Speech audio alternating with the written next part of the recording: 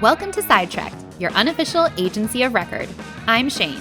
And I'm Emily, and we help run Trek, a tech-driven, full-service creative agency based in Rockford, Illinois. Here on the podcast, we tackle our clients' biggest marketing challenges.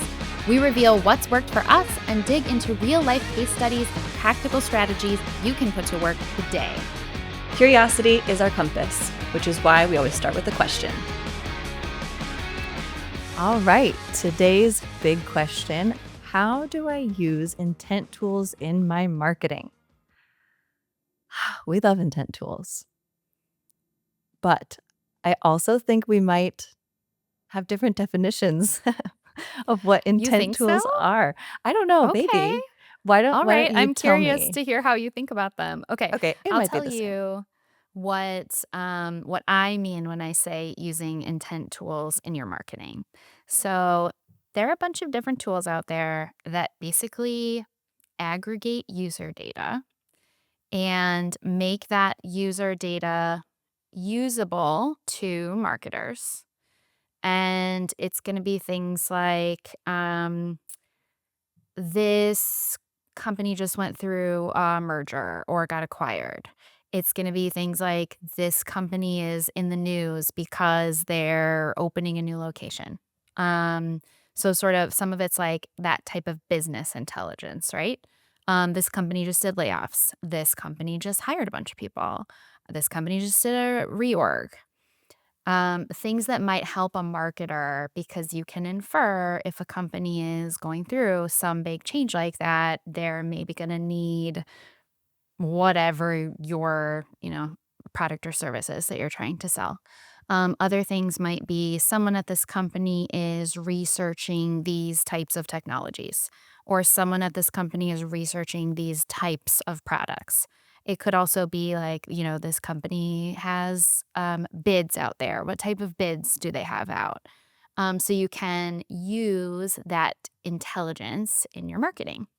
Um, there's also the type of intent data that marketers can see from within their own systems. So this person is showing interest because they looked at the pricing page on our website or the contact page on our website. Or this person was on our website, but they're not showing interest. They were looking at the careers page. So this is not a prospect. This is a possible applicant. You can tell what the person's intent is by the behaviors and the actions that they're taking. So there's like the type of intent that you have yourself that you can use your own data to try to determine intent. And then there are third-party tools that aggregate this data that you might not have available to you because you don't have this contact or company in your database, but you can purchase these tools and use their aggregated data to maybe go after some of these other companies out there. It's commonly used in ABM marketing, so like B2B, account-based. We're prospecting for new companies to go after that not only meet our target profile, but are more likely to buy from us because they are actually looking for a product or service like ours. hmm I think I would have, if I would have started, I probably Mhm. would have specifically just defined it as the second one that you talked about. Like, what are the keywords that they're searching for that indicate their intent in like what they want and like So that's how like are they? contact-based intent. Like what Yes, actions that's is where this my mind contact goes. taking? Yeah. And then there's Yeah. also company-based intent where you can say like this company's probably going to need XYZ service because they're going through the type of change that requires bringing in a service like this. Mhm. Yeah, and the contact um layering that those both of those things together is a really interesting picture because a contact might just be a person doing research, but if a person is doing research and then you layer that with they also have this big thing happening as a company, it's Mhm. even more contextual Or if signals. multiple contacts at that company are doing research. Maybe you don't know anything about the company necessarily, but you can tell that multiple contacts at this company are researching. Like in our case, when we look at intent data, we're looking for companies that are researching things like marketing automation and sales automation because we know that we can help with that. Say you were, selling janitorial services. You may go and look for companies that are opening new locations because they probably don't have janitorial services engaged yet for these new buildings that they're opening. So it might be a good time to reach out to them. So you're kind of talking a little bit about like sales, like outreach and that kind of thing. You mentioned from a marketer standpoint, there's like ABM campaigns is where we see this kind of data tapped and then funneled into a marketing campaign or leveraged, I should say, in a marketing way. Other than like ABM campaigns, or maybe that's the primary way. What are other ways marketers can use this data to better reach their target audiences in a more timely manner? Like Mhm. what are some ideas? Yeah, one of the reasons that I get really excited about using intent data is it is good for sales and it helps with their prospecting. And then it's also good for marketing and it helps with their campaigns. And when sales and marketing are working from the same intent data, then they're working together in sync. It's like sales is going after, like, okay, these are the, like, really hot prospects, hand raisers who are clearly looking for something, showing a lot of intent at the individual level, and then marketing can go after at the company level. Okay, we know that this company is looking into this specific thing. We're going to reach out to all of our contacts at that company, and we're all going to go with the same message. We're all going to go singing the same song. Um, so on the marketing side, like, yes, you can do ABM campaigns. You can also use this type of intent data for ad targeting. So here's an example. Say you are a systems integrator and you are looking at companies that are making big capital investments in the type of equipment that you specialize in integrating. So, the intent that you're looking at is what are the companies that are making these investments? And then you're going to be reaching out to them, make an ad audience that reaches out to them with ads, perhaps like brand awareness ads, and then retargeting ads for the people who click on those brand awareness ads at the same time. Email campaigns that are reaching out to this same audience, the contacts that you have in your database from the ads. Ideally, you also have a way to get new contacts into your database. There's some sort of offer or incentive for them to sign up for, something for them to ask for that gets you their email address so then they can get into your flow and then they're getting emails. It's possible to build these marketing automated workflows that involve multiple channels that are using intent as the trigger. As soon as a company shows intent for this type of our type of services, so maybe that intent trigger is making this capital investment, then they get dropped into this flow and we're hitting them through multiple channels. Maybe there's a direct mail channel in there that's like automated direct mail pieces. Um, like the possibilities are endless, and the reason I love it is it makes your marketing that much smarter. It's a better use of your marketing resources if you know you're reaching out to people who actually want or are likely to actually want what you are offering them. Yeah, and the threshold, we've talked about this a little bit on the podcast before, how people aren't visiting websites as much. They're not filling out forms on websites as much unless they're really ready to buy. And this intent is getting them before they're ready to fill out the form in a lot of ways and like signaling it so that you can influence the parts of the buying journey that, like, up to this point, you've been needing to know your audience well and then just, like, try to go after them, but there was not a whole lot of, like, firm, data to say, "Now's the time, go." It was kind of like, "We think this is about how the journey works, this is how it should go," or there's big market indicators, But now at scale, you can do this real-time personalization at a company or contact level, which and in like to your point, build a whole system that kind of just does it for you. You still have to monitor it, maintain it, and make sure, whatever. But it's something that you could build and then it keeps running at the exact moment that is appropriate for your buyer personas. Um, and that's just like it's all the same things that we've been doing for years. It's just a little bit better, a little bit more timely. And I think what you were saying, it kind of counteracts some of that, um, like we've talked about people less tolerance for getting an email that they don't need or seeing an ad that is like not relevant to them or even going to a website at all, like they need that incentive to go to the website and you just don't get as many passive viewers anymore. So this is kind of a way that just yeah, makes everything a little bit smarter, a little bit more relevant so that the trust that you're needing to build happens quicker because Mm. you lose trust when you're showing bad ads that don't make any sense. People are like, "Who is this company? I don't care about this thing," or "Why am I getting these emails? I didn't sign up for them."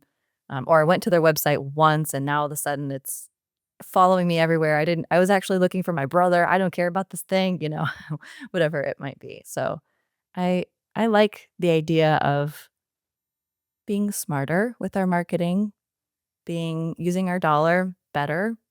And we talked about in the last episode, like this is another way to maximize your team's efforts. You build this system that integrates and uses real-time data. You set it up, whether you use ads or you just have like um, a workflow that sends emails to show look at your current database. And when they show signs of big changes in a company or, intent on your website, kind of just triggering an email. It's something that helps you get more um, with automation without having to have the personnel to do it every single time. You don't have to rely on a sales rep to see the signal to send the email. They should still reach out when those things happen. But marketing can support sales too by setting up the automation here. So I guess I'm like beating the drum of automation alongside intent to make it that much more immediate to respond. And there are also some intent signals that are just much stronger signals than others. So you may want to prioritize sales is going to go after the contacts who are showing and the companies who are showing really strong intent signals. And then marketing is going to also hit all of the companies that are showing some of those weaker intent signals. Maybe it's not six people researching our product, it's one person and they visited the website one time, as opposed to, sales is going to go after that person who's been on the website every single day for the last 30 days. They've looked at multiple pages. Then we had an additional visitor. Some of these, you'd be surprised how detailed and deep some of these intent signals can get. It gives you a lot of intelligence to work with. I think the challenge for a lot of marketers is figuring out what to do with all the data, honestly. Mhm. Yeah, and most of the time, getting access to this data does require a tool that you are like you were talking about, a third-party tool or an in-platform tool. Either way, it's not free. So Mhm. you wanna make sure you're using the data you're getting, to make sure you're getting an ROI on your tools too. Yeah, for sure.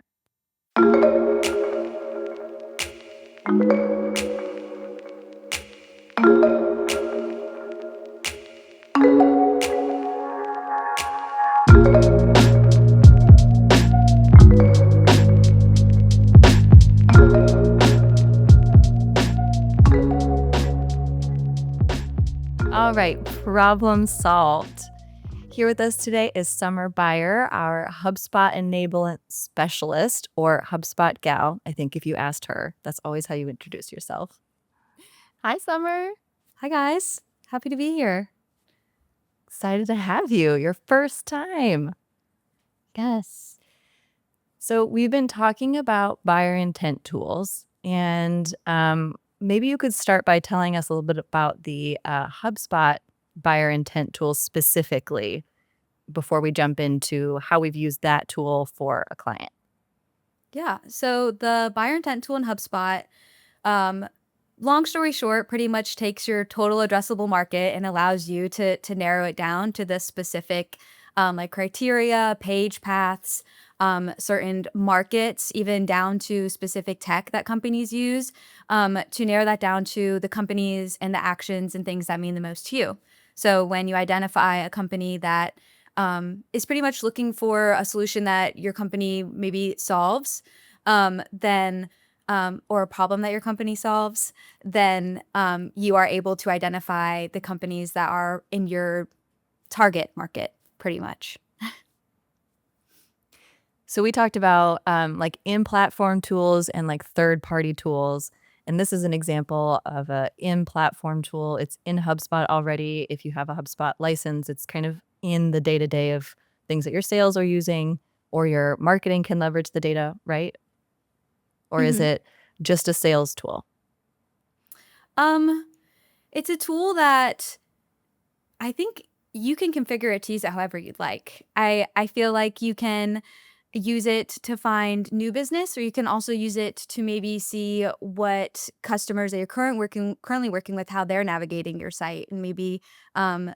salespeople that work like in account base, they can see if their accounts are maybe looking at other product pages on their website that maybe they're not buying from you right now. But then that sales team can be like, "Hey, I saw you're looking here. Are you also interested in this product that we sell?" Different things like that. Ooh, you know what? I hadn't even thought about using it for cross-sell, upsell. That's a really good idea. And just to be clear, so I love the idea of using it for your existing accounts, existing customers, but the tools also work for companies that aren't in your database already.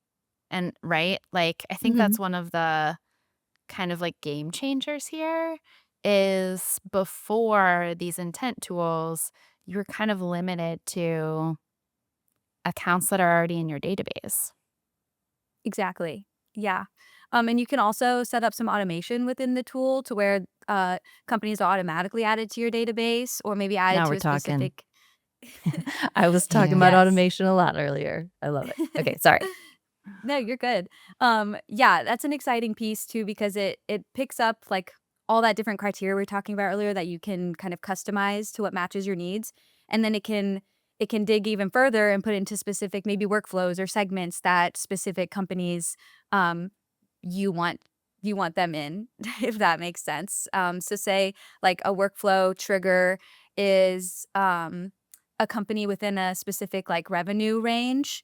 HubSpot can pick that up and then automatically add that company to HubSpot, then maybe in that workflow, and then maybe the workflows like send a notification to the sales rep that works with these companies and blah, blah, blah, blah, blah. So yeah, lots of cool Hmm. different paths you can take with it. Okay, so we had a client who came to us with the problem. They have manual sales processes for identifying company level intent signals or signals that would be a good time for their sales team to reach out to them. And then at the contact level, they have some relational things. The sales reps are know when to reach out. But the marketing team is a little bit in the dark because everything is offline, everything is really manual. They wanted their teams to work together better and have more visibility into what the business intelligence at the company level and the buyer intent was at the contact level. And they just said, how can we get more visibility into this data and then just use it better? So then we said, well, the HubSpot intent tools and some of the other features in HubSpot would be perfect for this. Can you tell us a little bit about how we solved that problem? Totally. So we set up some lead scoring for the sales team so they can identify lead good opportunities that they'd like to pursue. And we work the buyer intent tool into that by setting up some of the pages that have higher intent. So that means those leads scored higher on those pages. So we are able to help them identify stronger buyer intent signals through pages on their website on the contact level. And then on a company level, you can also set up like company-based signals, whether that's like news releases of them buying specific things, technology upgrades, or maybe acquisitions and things like that. So they're able to get a trigger on like just big overall company changes. And then that's obviously tracked in HubSpot where the marketing team is working. So they have visibility into what we have marked for the sales team as high intent. And then they're also able to target audiences the same way. So they can also look at leads with like higher intent scores and see their page paths and things like that. Hmm. And so sales automatically gets notified when they get a new lead, and then it's up to them to accept it or decline it, right? Yep. Tell us a little bit more about that process. So we've set up the leads pipeline using the HubSpot leads object.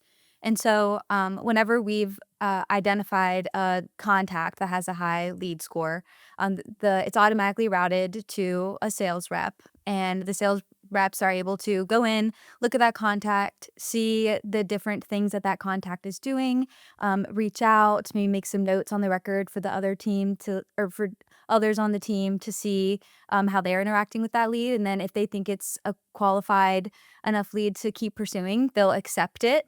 And then once it becomes qualified enough to be a real deal opportunity, they'll move it in to the deals pipeline. So we're using it to identify strong signals, but then also give them the opportunity to qualify them themselves, so they can keep their pipeline clean and pursue Mhm. the best opportunities. And then if they decide that a lead is not worth pursuing, then we're collecting the reason why. And Yes. then those reasons can come back to marketing so that marketing knows, okay, this type of lead is not good to pass along to sales in the future. And we can continue refining this whole lead scoring process in the first place. I love this because this marketing team is responsible for passing leads to sales, but in the past, they didn't really have a way to quantify how many leads had been passed or to assess the quality of those leads. And now they have both. Yeah, and I think the system also helps take because everything was offline originally, like the sales rep was the owner and the driver of everything. And by setting up the system where they can approve or decline and give feedback, like they're still in control of their outreach, they're still in control of their leads and like have a voice in that. It's not like marketing pushing leads. They're like, "Hey, like these intent tools say that you should contact them right now," and then they have to contact them right now. There's like a really good, I think, balance between listening and the dialogue between the two teams, and the system kind of supports that dialogue in a way that's quantifiable for reporting purposes. Exactly. Mm. Yeah. I like the way that you said putting it quantifiable into reporting purposes because that's like real data that they can look at and it's reliable. And then circling back to buyer intent, they can use that data to fuel more accurate intent signals in their tool, and configure it, narrow it down more and more, so that tool becomes more reliable as well. Summer, what's your favorite thing about the buyer intent tool in HubSpot? Ooh. Um, I am all about customizing HubSpot to get the most value out of it for you. So I just love how like customizable it is. And like I said, you can identify companies that you want HubSpot to kind of prioritize for you, whether it be revenue all the way down to the types of technology that they use, the amount of people at that company. I just love that you can you can make it your own in the best way Mm. possible. I like that you can set up an automatic email to email you every day and tell you which companies were on your website yesterday. It is so fascinating. And I've loved seeing with us since we started using this tool internally. Like, I'll see that a company's been on our website, multiple times over the last month. And then lo and behold, we receive an RFP from that company. It's like it gives you like a little heads up, like, hey, somebody's researching you. You might not know exactly who it is, and you don't necessarily even have to act on it. You could go, find people who work at that company on LinkedIn and connect with them if you wanted to be really proactive. In our case, sometimes we'll just sort of wait and see what are they researching, what's about to come our way, and then we get the email and it does. Or Yeah. if it's like I a like domain of like someone we know, we could reach out and say like, "Hey, Mm-hmm. someone from your company, you were on my mind. Someone from your company was on our website. How are you doing?" Mm-hmm.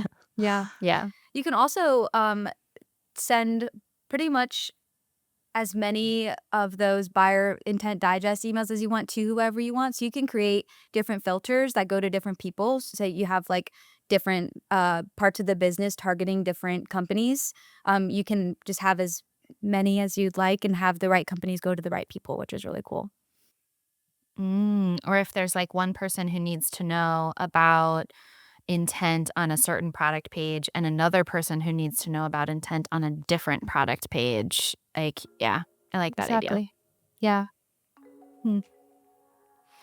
Well, problem solved. Problem solved. Thanks, Summer. Thanks for joining us, Summer. Yeah, anytime. Happy to help. It's always fun to talk to you. Oh.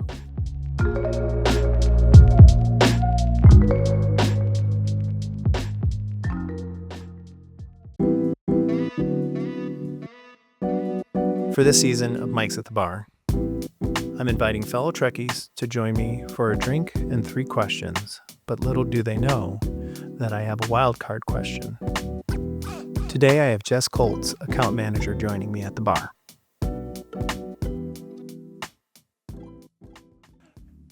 Thanks, Jess. You ready? I'm ready, Mike. Okay, here we go. What is something you wish more people understood about what an account manager actually does? A little bit of everything. I think that there is a perception that it is primarily client facing, but what I love is the fact that I get to interact primarily with the team in a lot of different ways. I enjoy the ability to get a project from a client, come back, get tasks for our content team, our design team, any technical work as well, and then see it come to life. So I get to come and watch the elves do all the work, but make sure that I'm supporting them, providing the feedback they need, and supporting the client. And so it's really a fun role. Cool.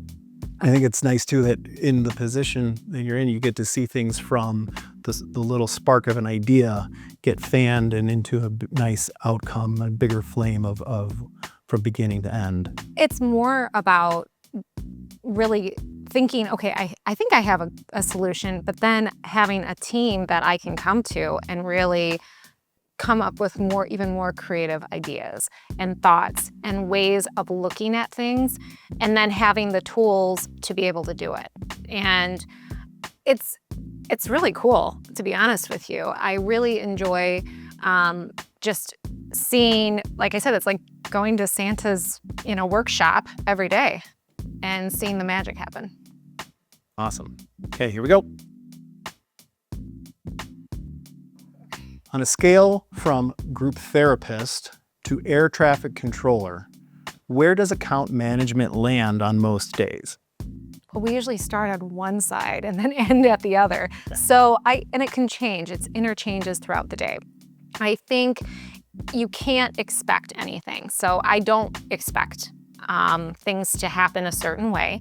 I come in with an idea of what needs to be done and what I need to focus on, knowing that I will get surprises that are exciting and maybe surprises that just are problems that we're going to provide solutions for. So I think it's like a little bit of both every day.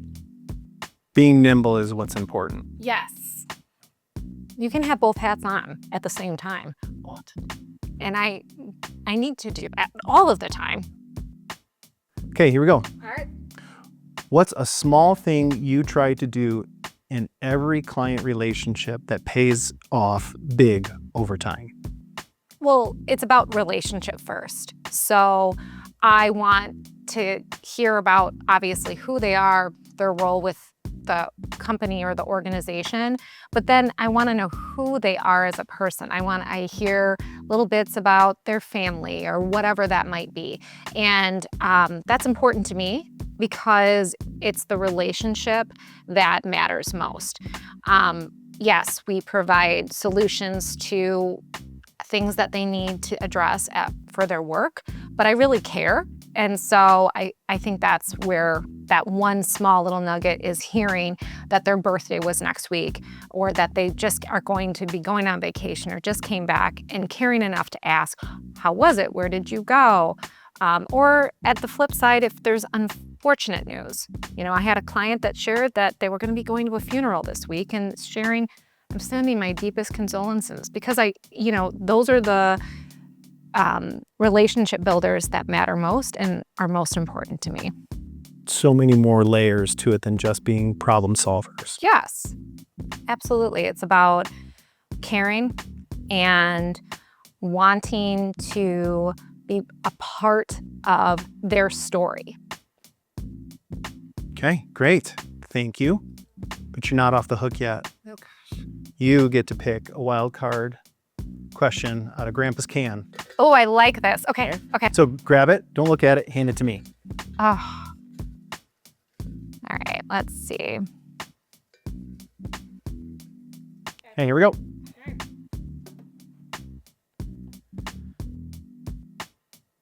Okay. If your phone could only keep one app besides messages, what is surviving the purge?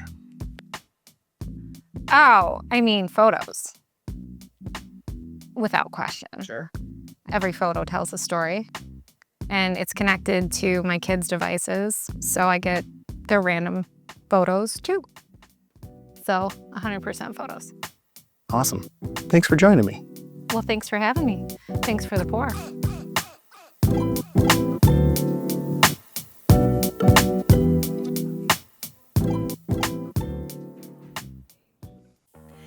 Thanks for joining us. If you like this episode of Sidetracked, rate it, review it, share it with a friend, and subscribe. Sidetracked is a production of Trek. Our production team includes Nick Grobe, Sean Burke, Nick Ostick, and Mike Wilson. Learn more about us at trek.com. See you next time. See you next time.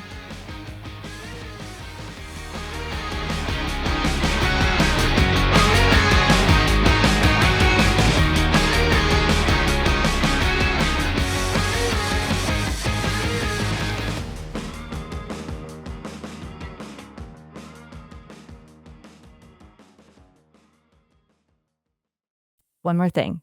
I heard we bought our inbound tickets this week, and it's going to be Summer's first time attending the event. True and true. I am very much looking forward to Inbound in Boston this year. I can't wait. We also have partner promo codes for any of our clients that want to go. So if you're listening to this and you want to go to Inbound, hit us up. Ooh, good idea. All right. See you next time. See ya.